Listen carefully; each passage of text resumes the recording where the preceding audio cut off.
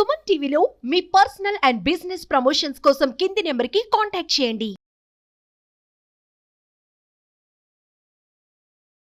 Sir, ఇందాక TTS అన్నారు కదా, ఈ టీటీఎస్ ఎలా మనం గుర్తుపట్టగలుగుతాం? దీని సిమ్టమ్స్ ఏ విధంగా ఉంటాయి? టీటీఎస్ అనేది చాలా రేర్ సైడ్ ఎఫెక్ట్స్, 10 లక్షల్లో 6-7కి రావచ్చు. అయితే టీటీఎస్ లో మనం ఏమనుకుంటే టీ అంటేనేమో థ్రోంబోసిస్, బ్లడ్ క్లాట్ కావడం, లేదా థ్రోంబోసైటోపెనియా ప్లేట్లెట్ తగ్గిపోవడం. ముఖ్యంగా ఈ టీటీఎస్ సిండ్రోమ్ ఏర్పడినప్పుడు పర్సిస్టెంట్ హెడేక్, అంటే తలనొస్తుంది, ఏదైనా టాబ్లెట్ వేసుకున్నా తగ్గుతలే అనుకోండి, దాని కంటిన్యూషన్ హెడేక్ ఉంటుంది. అదేవిధంగా గిడ్డినెస్, బ్లడ్ విజన్ ఉంటుంది, సరిగా కళ్ళు కనిపించకపోవడం, మస్కల వారి కళ్ళు కనబడడం కావచ్చు. అదేవిధంగా శ్వాసలో ఇబ్బంది కావచ్చు, లేదా ఛాతి నొప్పి కావచ్చు, కాళ్ళ మీద వాపు కావచ్చు, కడుపులో నొప్పి కావచ్చు. ఇట్లా సడన్గా డెవలప్ అయ్యేటువంటి సిమ్టమ్స్ని మనం అశ్రద్ధ చేసుకోకుండా వెంటనే సంబంధిత కుటుంబ వైద్యుని కలిసి ఆ కారణం ఏంటో తెలుసుకుని అయితే వారు టీటీఎస్ అవునా కాదా అనేది ఇట్టే గుర్తుపట్టేస్తారు. సార్, ఇప్పుడు ఈ టీటీఎస్ ఏ వయసు వారికి ఎక్కువగా వచ్చేటువంటి అవకాశం ఉన్నది?